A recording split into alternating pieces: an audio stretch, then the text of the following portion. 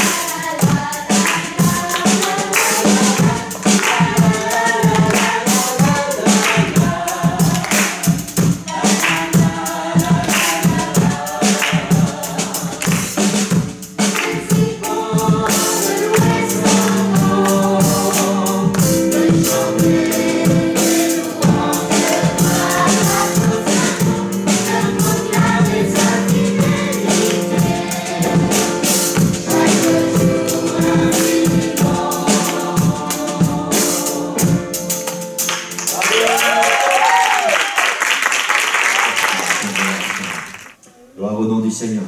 Je bâtirai mon église. Amen. On est toujours dans la série Suivre Jésus pour entrer dans ta destinée. Et toujours dans la série, Jésus a dit à Pierre, je bâtirai mon église. Amen. Amen. Et comme promis, je vais répéter encore les deux pensées importantes. Nous ne devons jamais oublier. Le diable se fiche de savoir si vous allez à l'église. En même temps, sachez une chose, c'est que le diable est quand même content quand vous n'allez pas à l'église. Il est très content. C'est une victoire qu'il remporte. Chaque fois que vous n'êtes pas à l'église, le diable remporte une victoire.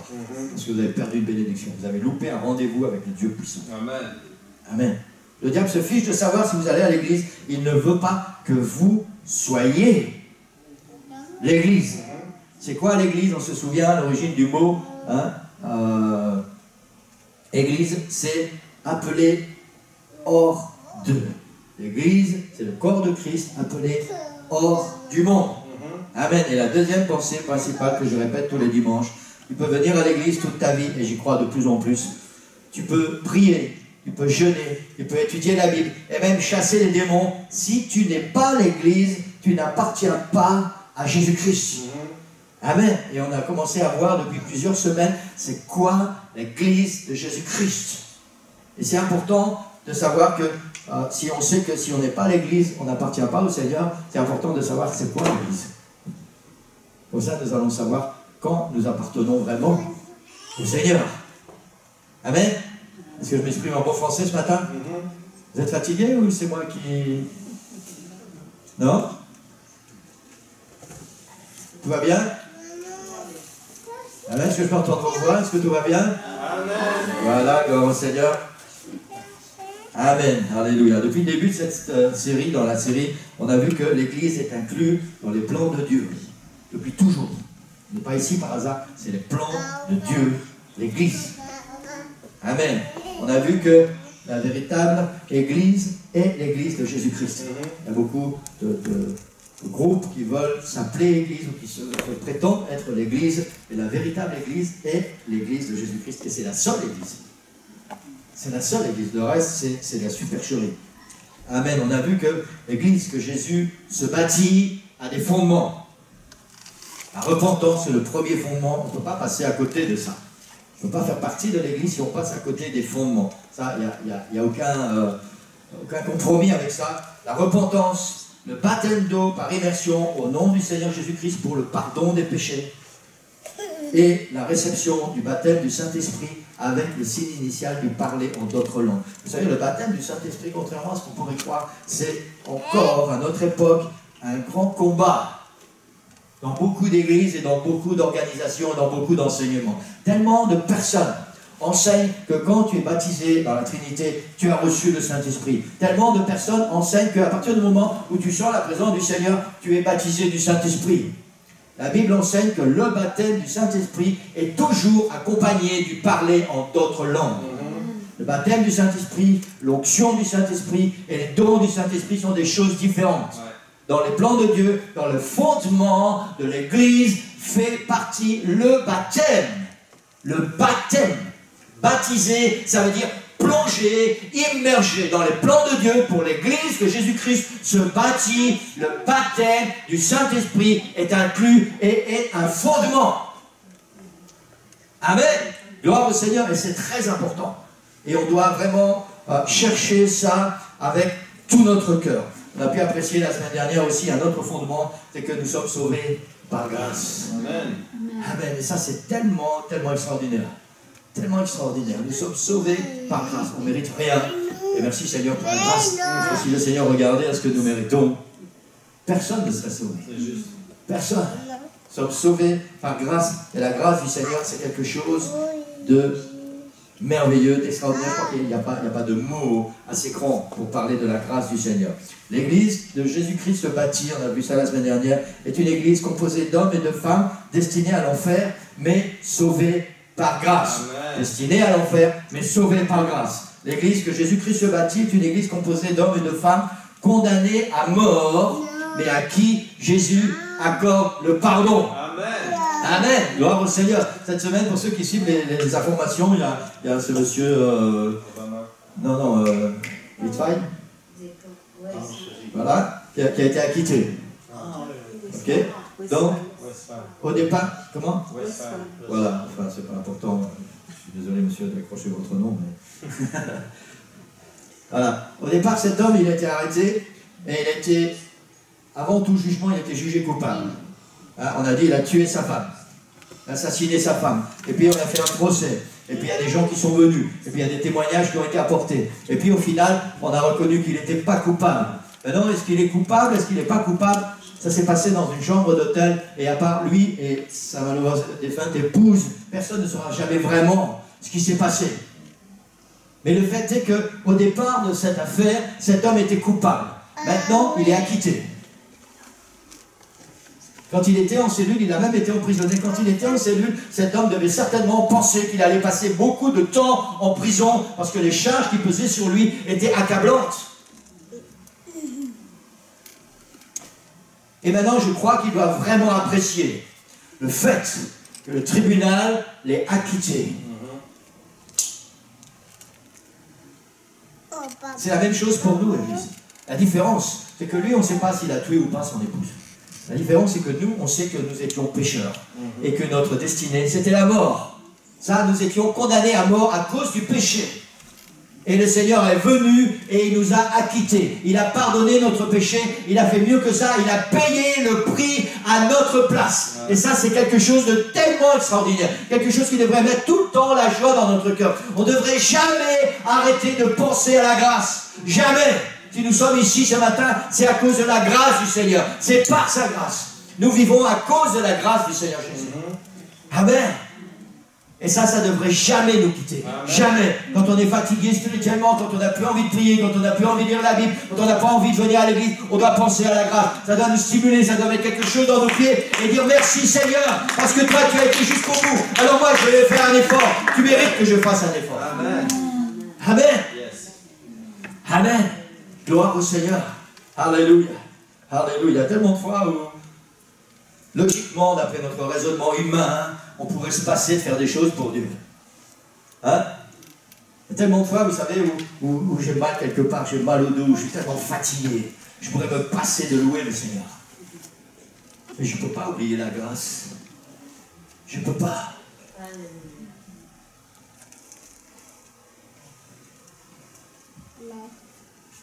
Je sais que j'ai déjà témoigné de ça tellement de fois. Mais vous savez, pour continuer d'avancer avec Dieu, il faut qu'il y ait quelque chose dans notre cœur qui nous stimule. L'être humain est comme ça. C'est un peu comme un âne à qui on met une carotte. Moi, en tout cas, je suis comme ça. J'ai besoin d'une stimulation. J'ai besoin d'un stimulant pour continuer à marcher avec Dieu. Et dans mon cas, dans ma vie, mon stimulant, c'est de où Dieu m'a sorti. Yes. Vous savez, on pourrait penser, oui, mais tu n'étais pas drogué, tu n'as pas tué, tu n'as pas fait de la prison.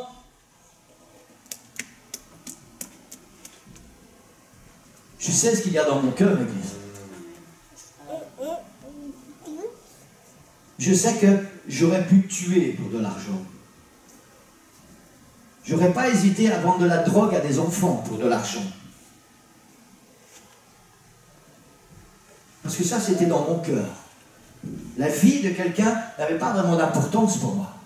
J'étais quelqu'un de très prétentieux, de très personnel, et tout ce qui m'intéressait, c'était moi, et encore moi, et les autres, j'en avais rien à faire.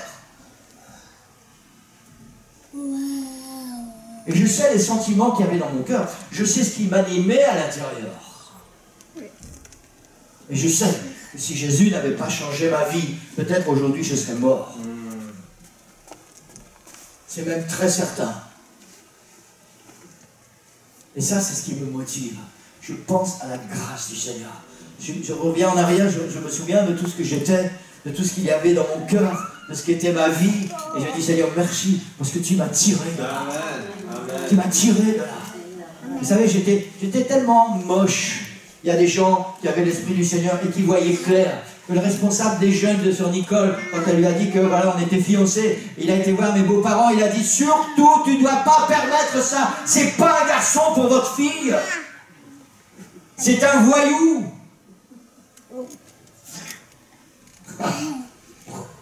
Lui ou moi, il voyait clair. Il avait vu à l'intérieur. Mais il voyait seulement aujourd'hui. Il ne voyait pas demain. Et ça, c'est ce qui me stimule, l'Église. C'est ce qui me motive. Quand j'ai plus envie, je me souviens de où le Seigneur m'a tiré. Et j'ai dit, Seigneur, toi, tu as été jusqu'au bout. À cause de ta grâce, tu as payé le prix pour moi à la croix. Et moi, je dois continuer d'aller de l'avant. Amen. Gloire au Seigneur. Je ne sais pas ce qu'il y a dans vos vies, je ne sais pas ce que vous étiez avant. Je ne sais pas ce qui s'est passé à l'intérieur. Essayez de vous accrocher à ce que Dieu a fait dans vos vies. Seigneur, merci pour ta grâce. Tellement souvent, on a plus facile à se souvenir des mauvais moments que des bons moments. Hein? On aime bien se souvenir de tous ces moments où le Seigneur n'a pas répondu à ma prière et j'attends toujours que tu répondes à ma prière. Mais on oublie de se souvenir de tous ces moments où le Seigneur a répondu à notre prière et on a même oublié de dire merci.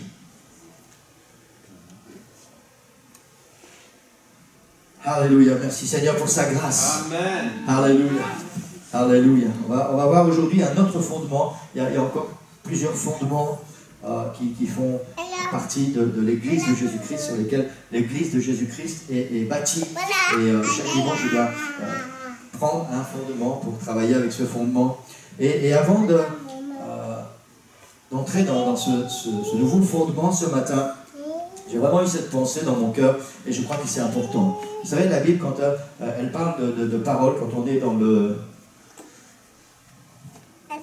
la parole du Seigneur, dans la présence du Seigneur, et qu'on emploie le mot parole, la Bible a deux termes bien spécifiques pour utiliser la parole du Seigneur. Il y a le logos et le rhéma, pour ceux qui ont étudié un peu.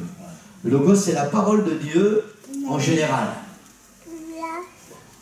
La Bible dit que Jésus est le logos, la parole de Dieu, le verbe. Le logos, c'est ce qu'on entend tout le temps. Quand on entend une prédication, quand on loue le Seigneur avec un chant, quand quelqu'un nous parle de la parole du Seigneur, quand il y a une prophétie, quand on lit la parole du Seigneur, ça c'est le logos, c'est la parole de Dieu en général. Cette parole qui, si on veut bien le comprendre, elle est autour de nous tout le temps. Hein. Cette parole qu'on entend, mais tellement souvent qu'on n'entend pas. Où on n'y fait pas attention. Et puis il y a le rhéma. Le rhéma, c'est cette parole qu'on a entendue, qui est là tout le temps autour de nous. Et puis un jour, il y a quelque chose qui se passe dans notre cœur et qui fait que, d'un seul coup, cette parole, elle nous attire. Ah oui. Et elle produit quelque chose à l'intérieur.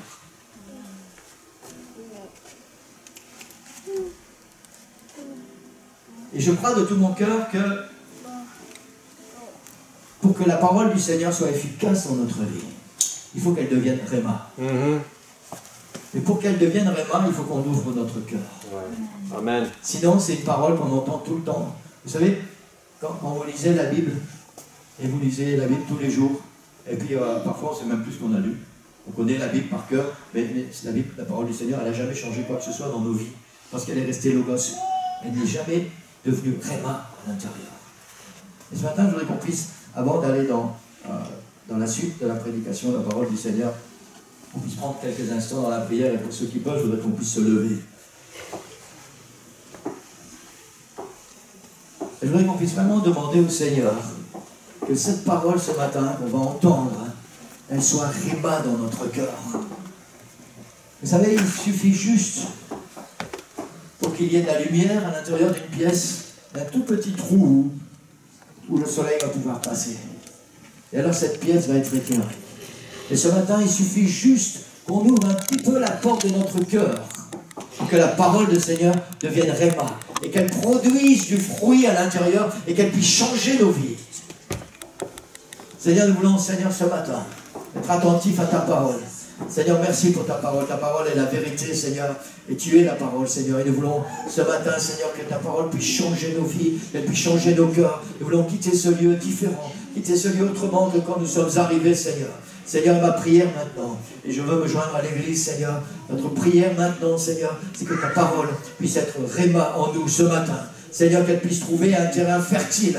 Seigneur Jésus, qu'elle puisse venir plonger dans ses racines dans notre cœur, Seigneur, et qu'elle puisse porter du fruit. Seigneur, je veux que ta parole puisse grandir en moi. Seigneur, je veux m'accrocher à ta parole ce matin. Je veux avoir soif de ta parole, Seigneur. Je veux m'attendre à ta parole, Seigneur, et à ce que tu vas préparer pour chacun de nous, pour que nos vies puissent être changées, que nos vies puissent être différentes, pour que tu puisses vraiment nous utiliser, Seigneur, et que nous soyons vraiment bâtis sur toi, et nous soyons ton Église, celle que tu viens chercher. Seigneur, accomplis ta parole dans nos cœurs ce matin. Attire nos cœurs à toi, Seigneur. Mets en nous cette soif de comprendre ta parole. Non seulement de la découvrir, mais de la comprendre et de la mettre en pratique. Dans le nom de Jésus, nous prions.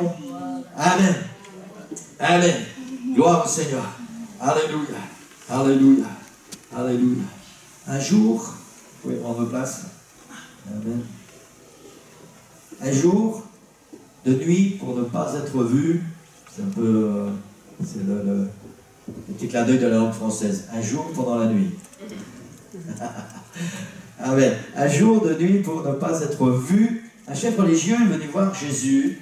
Tout le monde connaît ce texte. Il est venu voir Jésus parce qu'il avait beaucoup de questions à poser à Jésus. C'était un chef religieux, mais il n'avait pas compris grand-chose en fait. Et il avait besoin de venir voir Jésus. Et il est venu voir Jésus et il a posé plusieurs questions à Jésus. Dans Jean chapitre 3, versets 1 jusqu'à 7, il est dit « Il y eut un homme d'entre les pharisiens, nommé Nicodème, un chef des Juifs, qui vint, lui, auprès de Jésus de nuit, et lui dit, « Rabbi, nous savons que tu es un docteur venu de Dieu. Personne ne peut faire ces miracles que tu fais si Dieu n'est avec lui. » Jésus lui répondit, « en vérité, je te le dis, si un homme ne naît de nouveau, il ne peut voir le royaume de Dieu. » Nicodème lui dit, « Comment un homme peut-il naître quand il est vieux? Peut-il rentrer dans le sein de sa mère et naître? » Jésus répondit, « en vérité, je te le dis, si un homme ne naît d'eau et d'esprit, il ne peut entrer dans le royaume de Dieu. Ce qui est né de la chair est chair, et ce qui est né de l'esprit est esprit. » Le verset 7, « Ne t'étonne pas que je t'ai dit, il faut que vous naissiez de nouveau. » Amen. Jésus dit à Nicodème, « Ne t'étonne pas que je t'ai dit, il faut que vous naissiez de nouveau. » Et la raison est celle-ci, c'est que Nicodème est un chef religieux qui est censé, lui, connaître le chemin pour le ciel et enseigner le peuple de Dieu à emprunter le même chemin. Et la réalité, c'est que cet homme ne connaît pas le chemin vers le ciel. Et Jésus est en train de lui donner la clé, est en train de lui donner le fondement. Il dit, il faut qu'un homme naisse de nouveau. Ne t'étonne pas, lui dit Jésus, que je t'ai dit, il faut que vous naissiez de nouveau. Et ce matin, nous allons parler de la nouvelle naissance. Amen. Gloire au Seigneur. Pour ceux qui connaissent Michael, cette semaine avec son épouse Patricia, là ils ont mis des photos, ils ont eu une jolie petite fille qui s'appelle Emma. Elle est très jolie, très mignonne. Et voilà, ils sont très très très contents avec ça. Et j'ai félicité Michael, parce que je lui ai dit, c'est une nouvelle vie qui commence pour toi. Parce que maintenant tu vas avoir 2 femmes à la maison, ça veut dire que tu vas être très content, pouvoir préparer à manger, faire le repassage, faire le nettoyage, laver par terre, passer l'aspirateur, faire les courses et aller travailler. Ah mais c'était une blague, gloire au Seigneur. Mais voilà, pour ceux qui connaissent, il est très content de la naissance très content de la naissance de la petite fille, tout s'est très bien passé. Amen, gloire au Seigneur. Ne t'étonne pas que je t'ai dit, il faut que vous naissiez de nouveau. Amen. Un des fondements pour être l'Église de Jésus-Christ, c'est la nouvelle naissance. Il y a le plan du salut, qu'on a déjà vu, et il y a la nouvelle naissance. Si nous ne passons pas par la nouvelle naissance, nous ne pouvons pas prétendre être l'Église de Jésus-Christ. Et si nous ne sommes pas l'Église de Jésus-Christ, nous ne pourrons pas nous attendre à partir quand il vient nous chercher. Jésus vient chercher son Église. Jésus dit à Nicodème, ne t'étonne pas que je t'ai dit, il faut que vous naissiez de nouveau. Amen. Quand nous sommes nés sur la terre, nous sommes nés dans le royaume du péché. Je crois qu'il y a des certitudes que parfois on néglige ou auxquelles on n'a même jamais pensé. Parfois nous pensons que la terre appartient à Dieu. Non, la terre n'appartient pas à Dieu. Elle a été donnée à Satan pour un certain temps. Il a été précipité sur la terre et c'est devenu son royaume. Amen. Et il faut travailler avec ça, il faut réfléchir avec ça, l'Église. Nous ne sommes pas, nous, l'Église, chez nous. Nous sommes en territoire ennemi.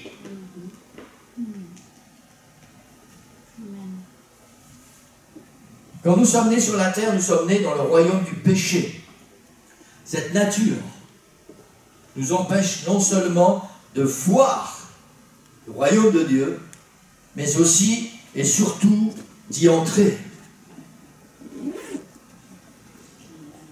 Amen. C'est là que Dieu entre en scène et que la grâce devient notre salut. Amen. Gloire au Seigneur. C'est à la croix que tout se passe. C'est à la croix, par le sacrifice de Jésus, sa mort, sa résurrection, que nous allons pouvoir naître de nouveau et changer de royaume.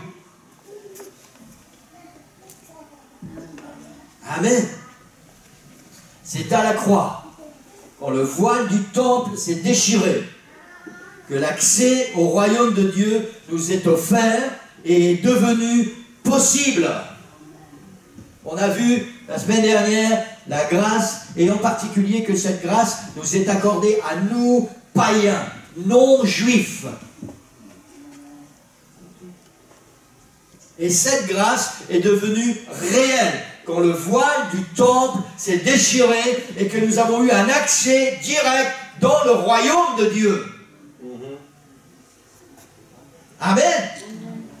Gloire au nom du Seigneur. Et à cause de ça, nous sommes nés où nous devons être nés, où nous pouvons être nés de nouveau. Amen. De nouveau. Nés de nouveau. C'est à la croix que le Seigneur nous invite à devenir son Église. Amen. C'est à la croix que le Seigneur nous invite à devenir son Église. Gloire au nom du Seigneur. On a vu que la nouvelle naissance commence quand nous nous repentons. Elle commence. Ce n'est pas une finalité, elle commence. Quand nous nous repentons de nos péchés, que nous acceptons Jésus en notre cœur comme notre Sauveur et Seigneur, et que nous sommes baptisés d'eau par immersion dans le nom de Jésus, et que nous recevons le don du Saint-Esprit. C'est là que commence la nouvelle naissance. Et malheureusement, c'est là que trop de chrétiens s'arrêtent. On pense qu'avec ça, tout est accompli. Amen. Tout est accompli, c'est Jésus qui a dit ça, et lui a tout accompli. Mais nous, on a encore du travail à faire, on a encore du chemin à parcourir. Amen. Je suis né de nouveau, c'est merveilleux. Maintenant, on attend que Jésus revienne. Amen. Sommes-nous réellement nés de nouveau? Est-ce que nous sommes déjà posé cette question, Église? Suis-je réellement né de nouveau? Qu'est-ce que ça veut dire, né de nouveau? Ou est-ce que simplement, je suis passé par la repentance, j'ai pris mon baptême au nom du Seigneur Jésus, j'ai reçu le don du Saint-Esprit, et puis je me suis arrêté là quelque part? Suis-je réellement né de nouveau?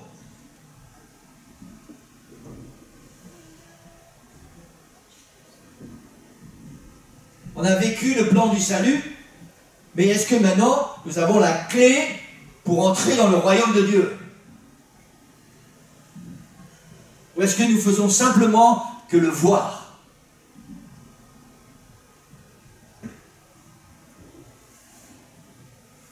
Pour Pour le savoir, c'est très simple. Si nous sommes nés de nouveau, alors nous vivons comme des enfants de Dieu et non plus comme des enfants du diable. Pour savoir si nous sommes nés de nouveau, il suffit de regarder ce que nous étions avant et de comparer avec ce que nous sommes censés être devenus maintenant. S'il y a une différence, c'est possible que nous soyons nés de nouveau. S'il n'y a pas de différence, nous ne sommes jamais nés de nouveau. Nous sommes passés par certaines étapes, par certaines expériences, mais nous ne sommes jamais nés de nouveau.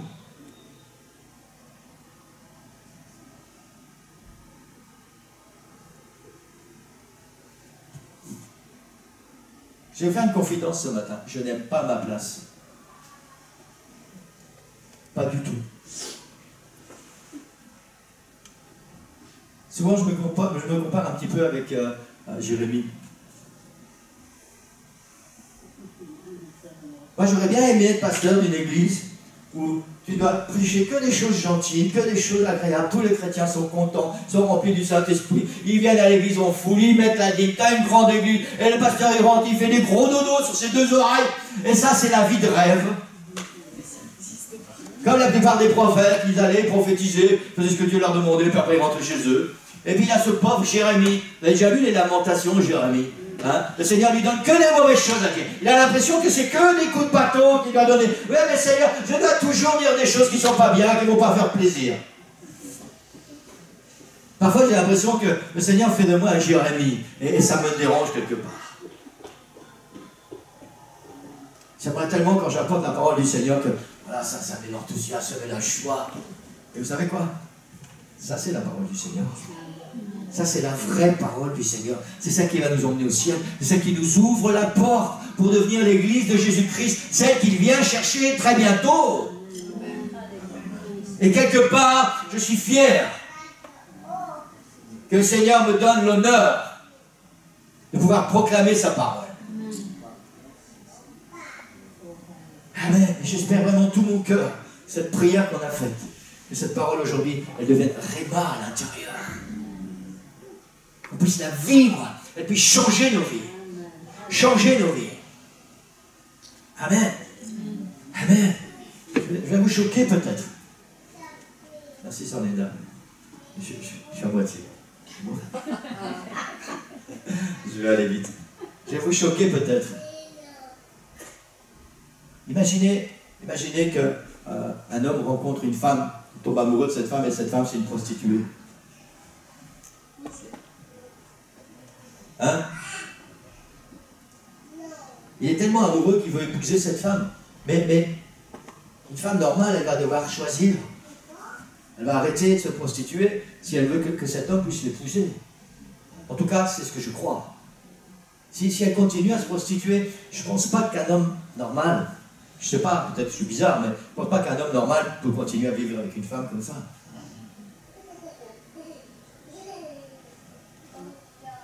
Le Seigneur nous aime dans notre péché, nous a aimés dans notre péché. Mais à partir du moment où le Seigneur a dit, voilà, maintenant je veux que tu deviennes mon épouse, il attend que nous puissions naître de nouveau. Il attend qu'il se passe des choses dans notre vie, que notre ancienne vie soit une ancienne vie, que les choses nouvelles soient là. Le Seigneur ne va pas partager le péché dans notre vie.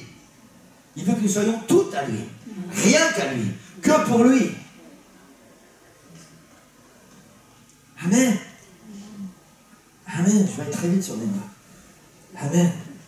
Si nous sommes nés de nouveau, ce sont les choses qui concernent le royaume des cieux qui nous attirent et non plus les choses du royaume du monde.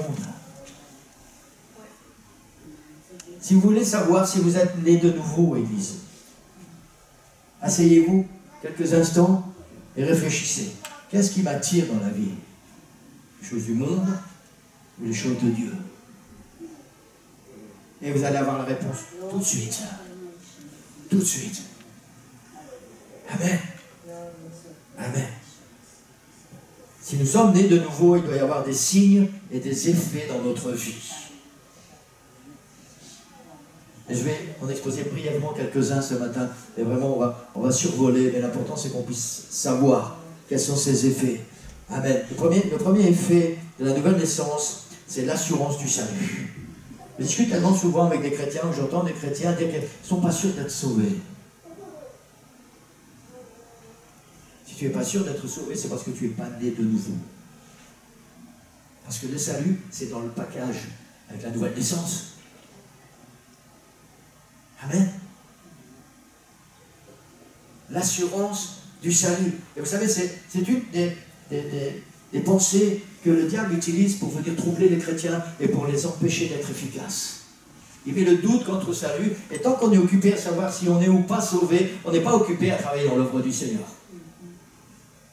On n'a pas d'assurance dans nos cœurs, et on ne peut pas être un vrai fidèle serviteur du Seigneur. Parce que dans nos cœurs, il y a tellement de questions, d'interrogations. Est-ce que je suis sauvé? Et la nuit, on y pense, si le Seigneur revient maintenant, on parle beaucoup du retour du Seigneur.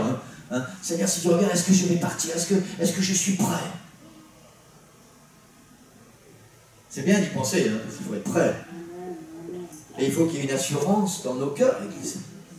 Amen. Si nous sommes nés de nouveau, il y a l'assurance du salut. L'assurance du salut constitue le premier résultat de la nouvelle naissance. Une certitude merveilleuse qui remplit l'homme qui a donné sa vie à Jésus.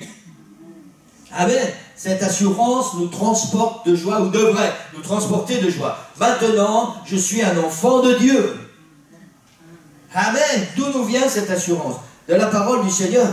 Éphésiens 1,13 dit, en lui vous aussi, après avoir entendu la parole de la vérité, l'évangile de votre salut, en lui vous avez cru et vous avez été scellés du Saint-Esprit, d'où l'importance de recevoir le baptême du Saint-Esprit. Vous avez été scellés du Saint-Esprit qui avait été promis, lequel est un gage de notre héritage. Ça veut dire que si tu es passé par la repentance, tu as été baptisé au nom du Seigneur Jésus, tu as reçu le don du Saint-Esprit, tu as donné ta vie au Seigneur, tu es né de nouveau et il n'y a aucun doute quant à ton salut. Le Saint-Esprit reçu est le gage de ton héritage. Amen.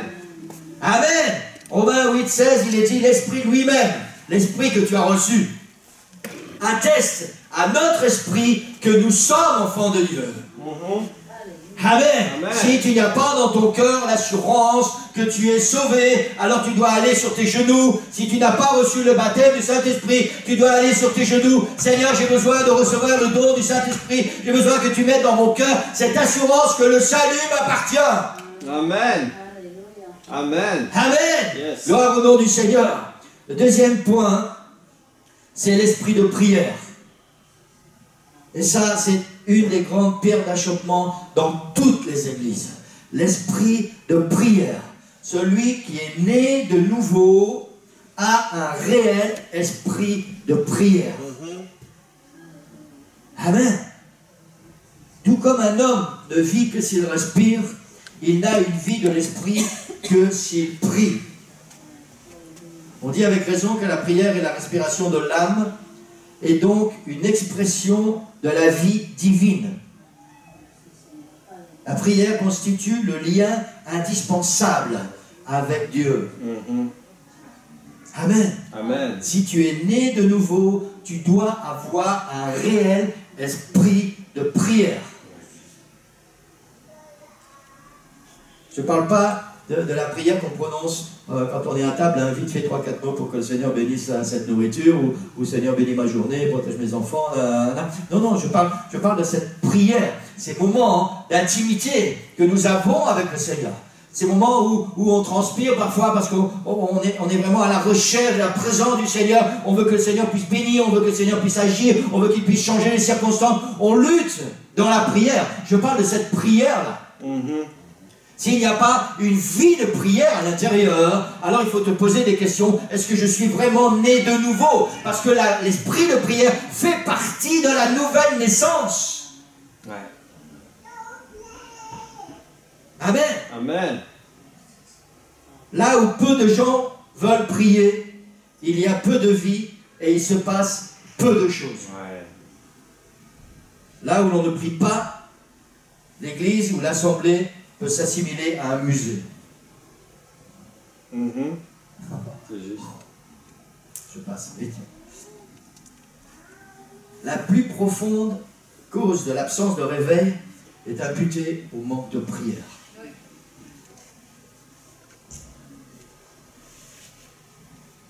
Tandis que beaucoup délaissent la prière personnelle, il y en a infiniment plus qui manquent au devoir de la prière collective.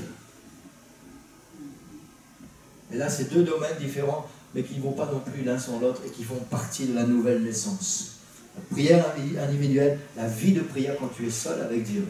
Et la prière collective, c'est-à-dire la prière là où le Seigneur t'a placé dans ton église locale.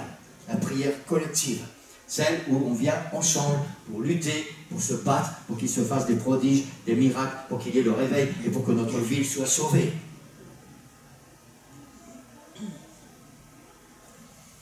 Amen. J'ai noté ceci précisément parce qu'il y a des promesses de Dieu pour les prières collectives. Satan a intérêt à ce que tu n'y mettes pas les pieds. Je ne sais pas si tout le monde a compris ça. Parce qu'il y a des promesses qui s'attachent à une église unie dans la prière. Amen. L'objectif de Satan, c'est que l'église ne soit pas unie dans la prière.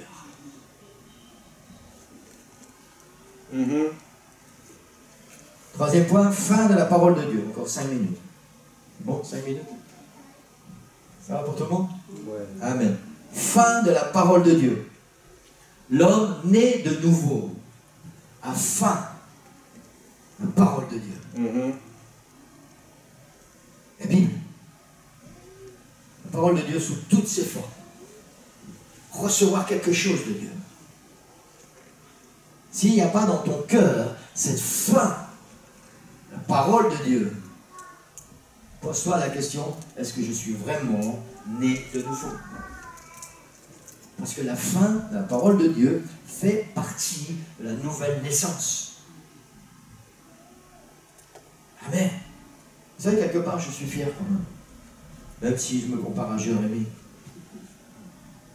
Parce que je crois de tout mon cœur, Église. Et c'est dommage, parfois j'ai envie de pleurer avec ça. Je crois de tout mon cœur qu'il y a tellement de pasteurs. Leur seul objectif, c'est d'avoir une grande église qui soit remplie avec plein d'argent. Et on prêche ce que l'église a besoin d'entendre, a envie d'entendre, parce qu'on ne veut surtout pas les choquer. Et je ne voudrais pas être dans leurs chaussures le jour où ils vont rencontrer le Seigneur. Ouais. Le jour où certainement, s'ils ont 2 ou 3 000 âmes dans leur église et qu'il y en a 1500 ou 1800 qui n'ont pas été pris quand l'église a été enlevée, je ne voudrais pas être dans leurs chaussures quand leur Seigneur va leur demander des comptes. C'est juste.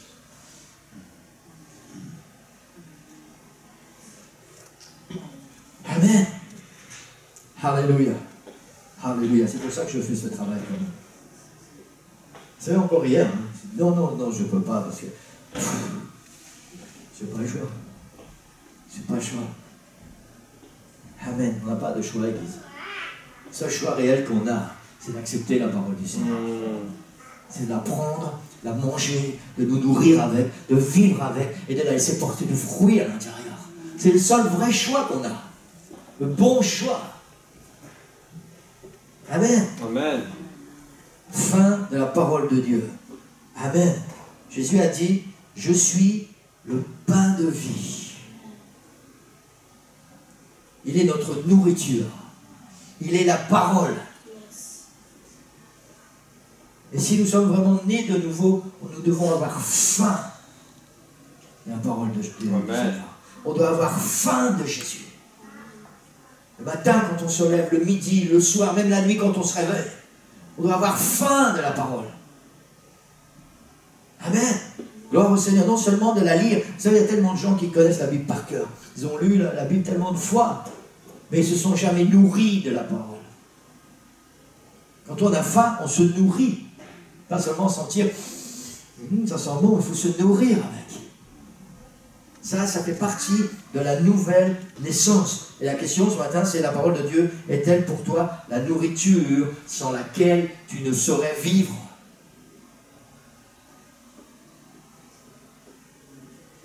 Amen. Vous savez, je sais que je suis bizarre, je ne vous apprends plus rien. Et si vous avez des doutes, allez voir sur Nicole. Mais je peux passer, voilà, hier soir j'ai travaillé très tard pour préparer la prédication pour ce matin, donc je suis dans la parole du Seigneur et je médite les versets, la parole, mais une fois que je suis dans mon lit, je ne sais pas m'endormir si je ne vais pas au moins lire un verset.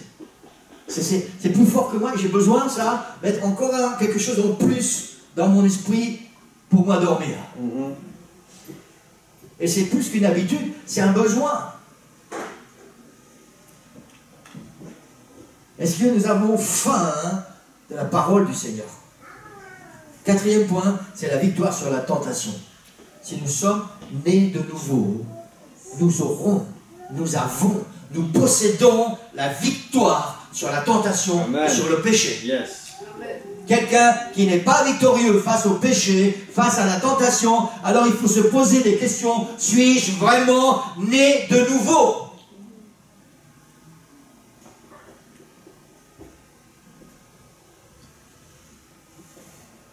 La victoire, c'est le résultat glorieux du sacrifice de Jésus-Christ sur la croix. Quand Jésus, on a parlé de ça tout à l'heure, quand Jésus a crié « Tout est accompli », il triomphait de Satan, du péché et de la mort. Amen. Quand nous sommes nés de nouveau, alors c'est notre héritage. Amen. Gloire au Seigneur, je n'ai pas entendu assez d'amen ce matin. C'est notre héritage quand nous sommes nés de nouveau. La victoire sur le péché, sur Satan et sur la mort. Amen. Alléluia. Gloire au Seigneur. 1 Corinthiens 15, 27 nous dit « Grâce soit rendue à Dieu. » Qui connaît sa Bible? Qui nous fait triompher. Qui nous donne la victoire par notre Seigneur Jésus-Christ. Qui nous donne la victoire par notre Seigneur Jésus-Christ. Qui nous donne la victoire par notre Seigneur Jésus-Christ. Ça nous appartient quand nous sommes nés de nouveau. Alors encore une fois ce matin, il y a une question que je dois me poser. Est-ce que dans ma vie j'ai la victoire sur le péché? J'ai la victoire sur les tentations? Sinon je dois réfléchir, suis-je vraiment né de nouveau? L'église qui va partir quand le Seigneur Jésus vient, c'est une église née de nouveau. Une église, un groupe d'hommes et de femmes nés de nouveau. Amen. Amen. Alléluia. Alléluia. Le dernier point. L'attente du retour de Jésus-Christ. L'homme né de nouveau attend le retour de Jésus avec joie et avec impatience. Amen. Vous savez, c'est une des stimulations dans ma vie. Quand les choses vont pas, il y a des problèmes qui viennent, il y a des choses qui viennent perturber ma vie. Et je m'accroche à ça. J'ai dit, Seigneur, je suis tellement reconnaissant parce que je vis dans les temps où je sais que tu viens bientôt. Amen. Et c'est bientôt fini tout ça. Amen. Parce que mes parents n'avaient pas cette assurance et mes grands-parents encore moins. Moi j'ai ça. La Bible dit que le Seigneur revient bientôt. Je vis dans les temps où les dernières prophéties s'accomplissent. Et ça met quelque chose dans mon cœur. Et je vous assure, Église, que j'attends le Seigneur avec impatience. Amen. J'ai dit, Seigneur, quand est-ce que tu viens? Que je sois tranquille avec tout ça. Amen. Yes. Amen. Rien sur la terre qui peut me donner envie de ne pas attendre le retour du Seigneur. Amen. En même temps, oui, d'un autre côté, je suis content de ne pas avoir des gros 4x4, des grosses maisons, un gros contentement, parce que peut-être j'attendrai avec moins d'ardeur le retour du Seigneur. Ouais, c'est juste. C'est juste. Amen. Je ne vais pas dire merci Seigneur pour la pauvreté. Hein. Non. Je veux juste dire merci Seigneur, parce que peut-être il pourrait mal interpréter ma prière. Hein. Non, juste merci Seigneur, parce que je suis dans l'attente de ton retour. Ouais, amen. Amen. Amen. Gloire au Seigneur. Amen. 3 faits montrent le fruit de la nouvelle naissance. Le salut, l'accomplissement et l'attente. Sauvé du péché, de Satan, du jugement et de la mort. Ensuite, l'accomplissement, quand le Seigneur nous a remplis de son esprit, cet esprit qui nous donne la force, qui nous donne la victoire et qui nous donne l'autorité sur toute la puissance de l'ennemi et l'attente du retour de Jésus. Ouais. Amen. Amen. Gloire Amen. au Seigneur. Nous vivons, Église, je le dis souvent et je le répète, nous vivons dans les temps les plus extraordinaires que le monde connaisse. Je le crois. L'époque où nous allons voir le retour de Jésus. Amen. Amen. J'ai déjà visionné pas mal de vidéos, et puis il y a tous des chrétiens qui semblent avoir des visions tellement merveilleuses, et ça peut aider. Et qui mettent ça en image dans des vidéos, comment ça va se passer quand le Seigneur vient. La Bible dit que, je ne sais pas si on va avoir le temps d'apprécier, parce qu'elle dit comme l'éclair part de l'Orient et va jusqu'à l'Occident. Ça c'est le retour du Seigneur, et pendant cet éclair, l'Église sera partie. Ouais. Ça veut dire que, je ne vais pas lâcher le micro parce que ça coûte cher. Quand le Seigneur revient, si je suis occupé à prêcher, je ne suis plus là. Voilà. Amen. Gloire au Seigneur. C'est exactement ce qui va se passer. Et c'est ce que j'attends avec impatience, Église. Et nous vivons ces moments merveilleux. Nous vivons ces moments merveilleux. Alléluia. Et je suis tellement impatient de vivre ça. Et en même temps, je suis parfois tellement troublé de savoir qui va partir. Qui va partir? Le Seigneur vient chercher son Église. Cette Église doit être une Église qui est née de nouveau. Amen. Amen. Amen. Amen. La pression, on ne doit jamais oublier. On parlait de ça au début de la prédication, je termine avec ça, si tu veux le regarder si tu veux. La pression que Satan met sur nous est telle que parfois il est tellement difficile de résister. Parfois il est tellement difficile de savoir si est-ce que Dieu est d'accord avec ça ou est-ce que Dieu n'est pas d'accord avec ça. Parfois il imite tellement bien. La Bible dit qu'il se déguise en ange de lumière. Pour nous faire croire que tout ce qu'il y a autour de nous, pourquoi pas?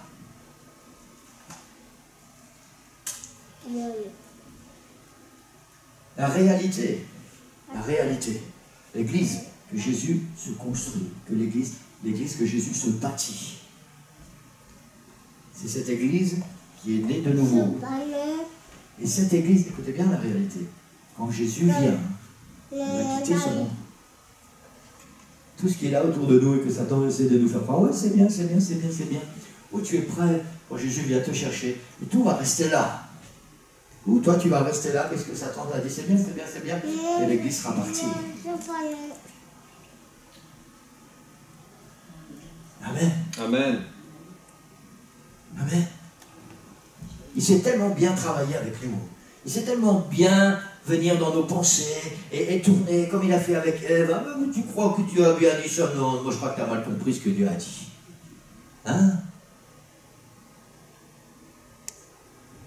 Le Seigneur a dit à son peuple, vous serez saints car je suis saint. Il n'a pas dit vous pouvez pécher un petit peu, vous pouvez participer au péché, vous pouvez... non, il a dit vous serez saints car je suis saint.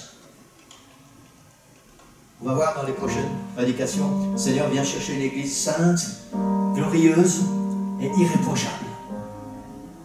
Sainte, glorieuse, irréprochable. Une église née de nouveau. C'est l'église que Jésus vient chercher. Jésus a dit à Nicodème, ne t'étonne pas que je t'ai dit, il faut que vous naissiez de nouveau. Nicodème est venu poser des questions à Jésus pour le salut, à savoir, c'est quoi Seigneur? Jésus lui a dit, il faut naître de nouveau, il n'y a pas d'alternative. Amen. Si tu n'es pas né de nouveau, tu ne fais pas partie de l'église de Jésus-Christ. Et si tu ne fais pas partie de l'église de Jésus-Christ, quand le Seigneur vient chercher son église, tu restes là. Je ne sais pas si ça vous convient. Moi, ça ne me convient pas du tout, vous savez. Parce que quand je lis les prophéties, quand je regarde tout ce qui se passe autour de moi, je ne vais pas vous faire peur ce matin. Peut-être un petit aiguillon, là, vous savez. Un petit coup qui va piquer, qui va nous réveiller. Ceux qui aiment le Seigneur et qui malheureusement ne vont pas partir, le Seigneur vient chercher son église. Le seul choix que vous aurez pour être sauvé, après, c'est donner votre vie.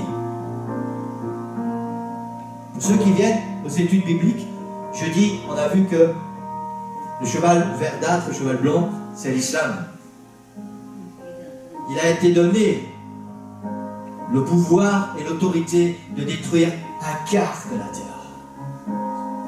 Et quand je vois de quoi ces gens sont capables, je n'ai pas du tout envie de me trouver sur leur chemin après que l'Église aura été enlevée pour pouvoir prétendre au salut. Croyez-moi, la meilleure chose à faire, la meilleure place, c'est être prêt quand Jésus vient. Wouh! Amen. Alléluia. Alléluia. Alléluia. Alléluia. Et la question ce matin, c'est: est-ce que je suis prêt? Est-ce que je suis vraiment né de nouveau? Est-ce que je suis vraiment né de nouveau? Je crois de tout mon cœur, Église. Mais si vous avez des doutes, si vous vous posez des questions, quand vous êtes seul à la maison, prenez un moment précieux avec le Seigneur. Faites-le vite, très vite, parce que le Seigneur revient vite, très vite. Faites-le très vite. Et dis: Seigneur, tu vois, moi je crois que, je pense que, c'est un petit peu mon assurance. Mais toi, Seigneur, toi, qu'est-ce que tu penses? Comment tu me vois, Seigneur? Est-ce que je suis prêt? Est-ce que je suis né de nouveau? Est-ce que si tu viens chercher ton église, là maintenant, est-ce que je pars? Je crois vraiment à une église que ça vaut la peine de s'attarder. Ça vaut la peine de prendre du temps dans la présence du Seigneur, parce que quand le Seigneur sera revenu, il sera trop tard.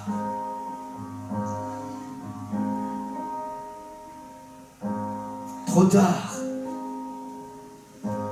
Amen. Amen. Je voudrais qu'on puisse tous se mettre debout.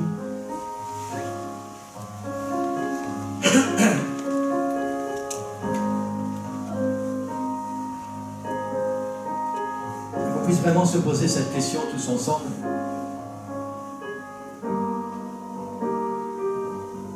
Est-ce que je suis vraiment né de nouveau?